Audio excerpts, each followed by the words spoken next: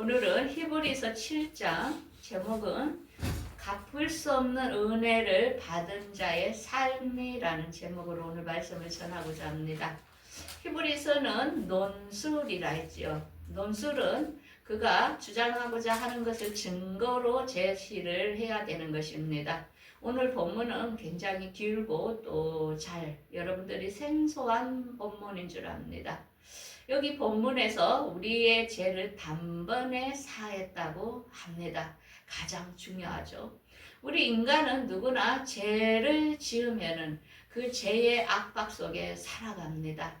가장 편안한 사람은 내가 죄에 묶이지 않은 사람, 그 사람들이 잠을 편하게 잔다는 것입니다.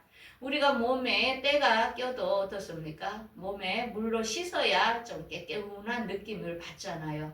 그런 것처럼 죄는 눈에 보이지 않지만 여러분들을 아주 족쇄에 묶고 있다는 것입니다.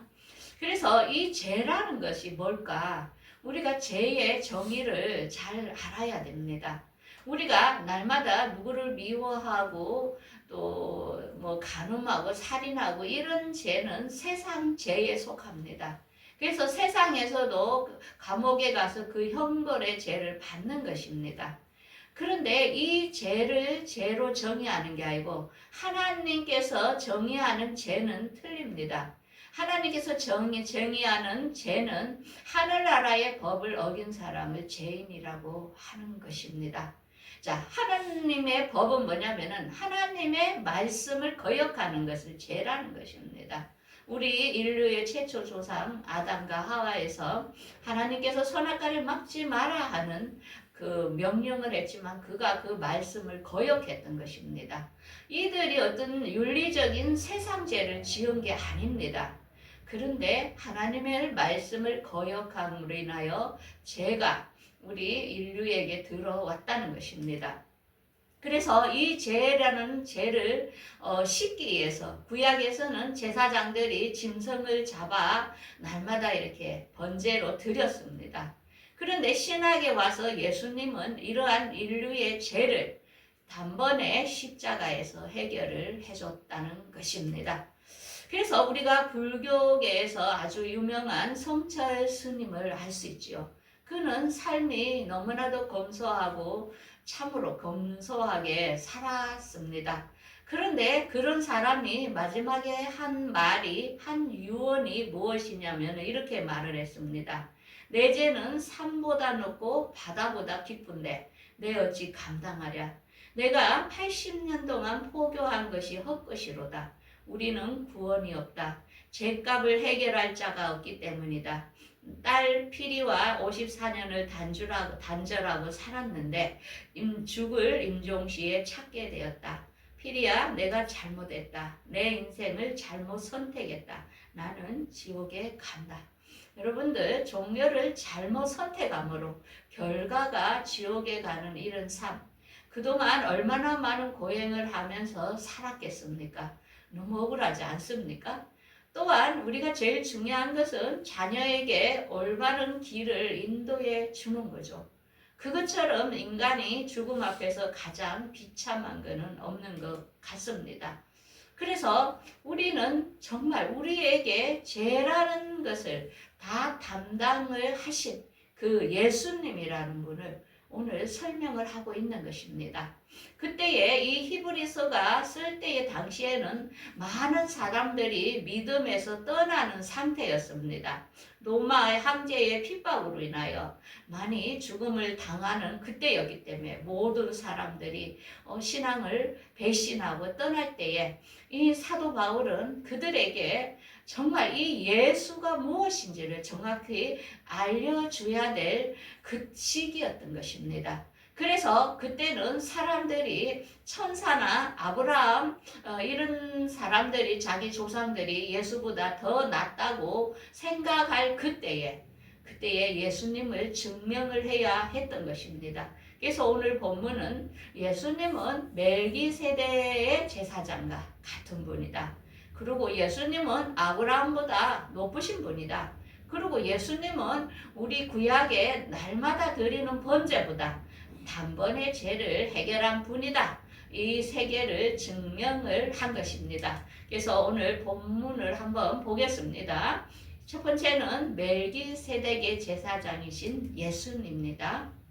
1절에 멜기세덱은 살렘 왕이요 지극히 높으신 하나님의 제사장이라. 그가 여러 왕을 쳐서 돌아오는 길에 아브라함을 만나 복을 빈지라. 아브라함이 모든 것의 10분의 1을 멜기세덱에게 드렸지요. 그래서 이 멜기세덱은 어머니도 없고 족보도 없고 시작한 날도 없고 끝도 없고 하나님의 아들과 닮아서 항상 제사장으로 있느니라. 이때에 이 멜기세덱의 제사장을 예수님이라는 것을 설명하기 위하여 이렇게 길게 나열을 한 것입니다. 우리가 잘 아는 아브라함이 조카 롯을 구하기 위하여 4명의 왕으로부터 조카를 구해왔지요. 그때에 그 구해온 당시에 멜기세덱이 아브라함에게 떡과 포도주를 드리니까 아브라함은 그 갈취해온 모든 물건 중에서 10분의 1을 멜기세덱에게 바친 장면이 창세기에 나옵니다. 그래서 이 멜기세덱은 뜻밖에 이렇게 나타나는 것을 알 수 있는데 이 멜기세덱은 예수님과 같다고 이제 이야기를 하는 것입니다. 엄마도 없고 족보도 없고 시작한 날도 없고 생명의 끝도 없다. 그런 것처럼 예수님도 하나님의 본체이기 때문에 그는 성령으로 잉태되었기 때문에 시작과 마지막도 없고 그에게는 영원한 생명이 있다는 것을 먼저 증거를 하는 것입니다. 그래서 예수님께서는 계시록 22장에 나는 알파와 오메가요 처음과 마지막이라. 이게 예수님은 처음부터 끝까지 계시는 분이라는 것을 증거를 하고 있는 것입니다. 두 번째로는 아브라함보다 높다는 것을 이제 증명을 하는 것입니다. 6절에 내의 족보에 들지 아니한 멜기세덱에게 들지한 멜기세덱은 아브라함에게서 10분의 1을 취하고 약속을 받은 그를 위하여 복을 빌었나니 낮은 자가 높은 자에게 축복을 하는 것처럼 멜기세덱은 아브라함을 만날 때에 레이는 자기 조상의 허리에 있었느니라. 원래 레이 지파가 제사장직을 했지요. 그런데 레이 자손은 아브라함 밑에 자손이라는 것. 그래서 멜기세덱은 그 위에 제사장이라는 것을 지금 말씀합니다. 그런데 예수님께서는 레이 지파를 따라서 난 게 아니고 유다 지파로 통하여 예수님은 이 땅에 오셨다는 것을 이야기합니다. 그래서 레위 지파의 제사장이 아니라는 것. 예수님은 유다 지파로부터 나왔다는 것을 이야기합니다. 그러면서 그는 육신의 한계의 법을 따르지 않고 생명의 능력을 따랐으니 그래서 멜기세덱은 영원한 제사장 예수님입니다. 이렇게 말을 하는 것입니다.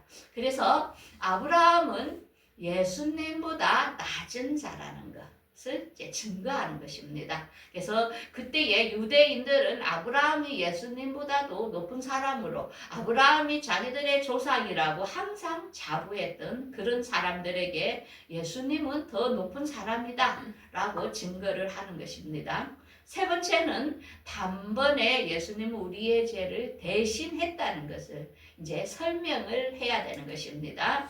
그래서 예수님께서는 영원히 계심으로 제사장 직분도 갈리지 아니하니 그러므로 자기를 힘입어 하나님께 나온 자들은 구원하실 수 있나니 그들을 위하여 항상 간구한다. 이 세상에는 어떤 길도 예수님을 통하지 않고서는 구원을 받을 수 없다는 것입니다.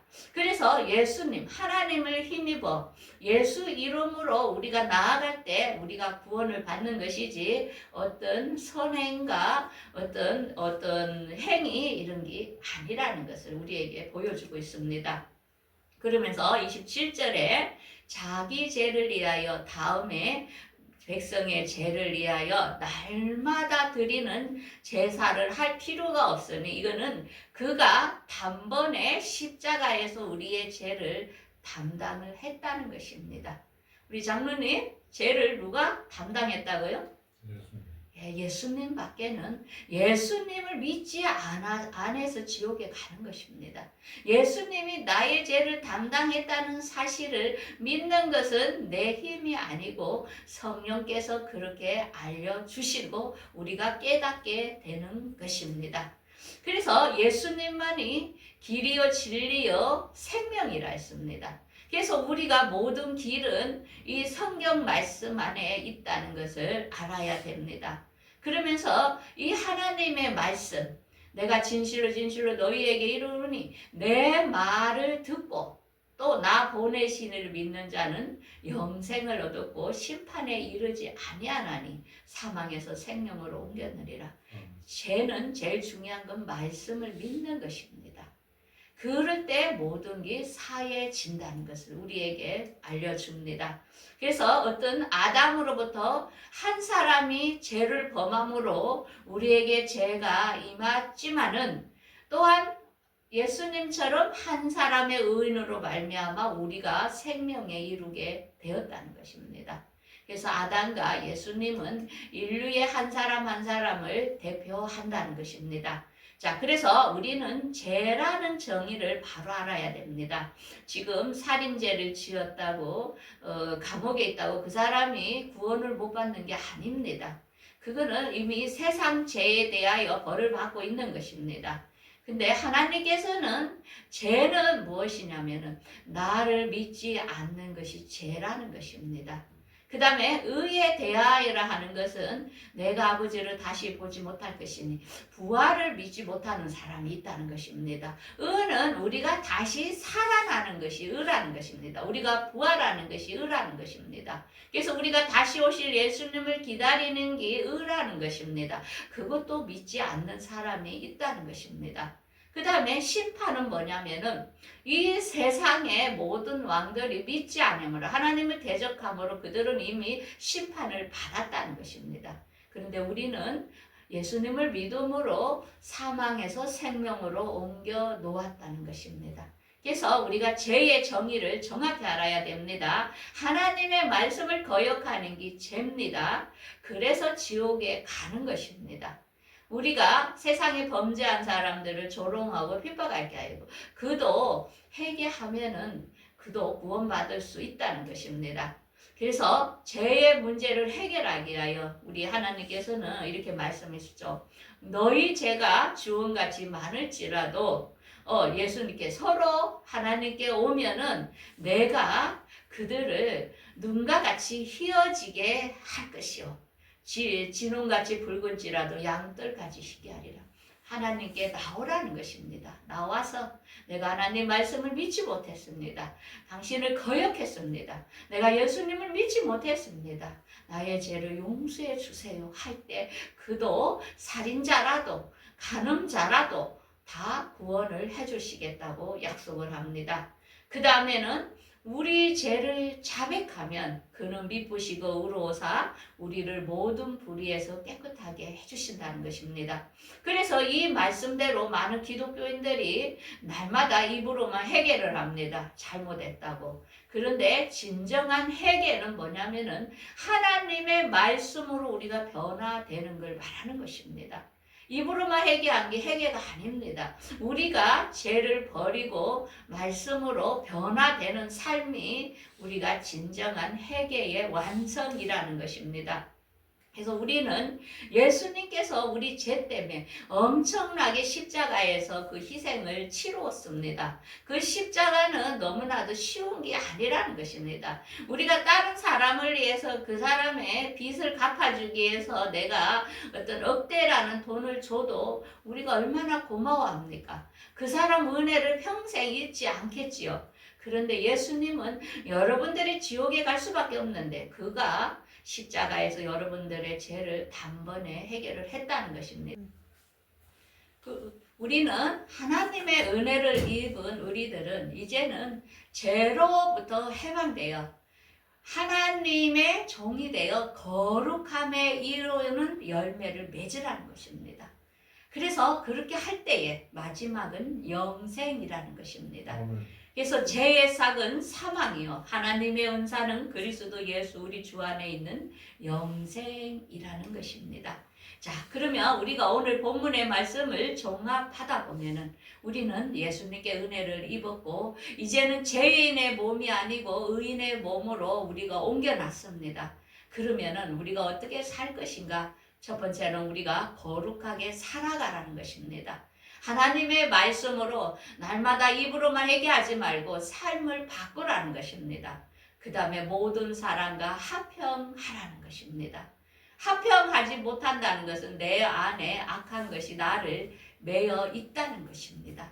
그래서 우리가 모든 사람과 더불어 화평하려고 내 힘으로 안 될 때 하나님께 기도함으로써 나의 자아를 부숴서 모든 사람들을 용서하는 게 중요하겠지요. 그 다음에 항상 하시는 말 사랑하라 했지요. 우리가 사랑이 없다는 것은 예수님을 따르지 않는다는 것입니다. 우리가 성경 전체는 한마디로 말하면 사랑입니다. 거룩, 사랑. 구약에서는 하나님이 항상 내가 거룩한 것처럼 너희도 거룩하라 했고 예수님께서는 내가 너희를 사랑한 것처럼 너희도 사랑하라 했습니다.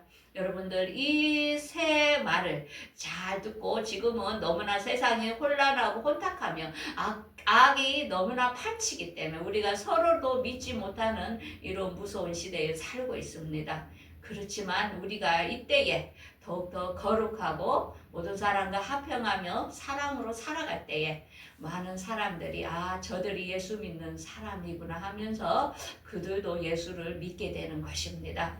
그래서 우리가 제자라는 것을 그들이 인정함으로 그들이 하나님께 오는 것입니다. 우리가 어떤 행위가 없이 예수 믿으라 한다고 그들이 믿는 게 아닙니다. 우리의 삶이 그들에게 빛으로 보일 때에 그들이 빛으로 오게 있는 것입니다. 그래서 우리가 또 앞으로 일주일 동안의 삶도 이 말씀을 생각하면서 거룩하게 또한 화평하게 사랑하면서 살아가는 일주일이 되기를 바라겠습니다. 기도하겠습니다.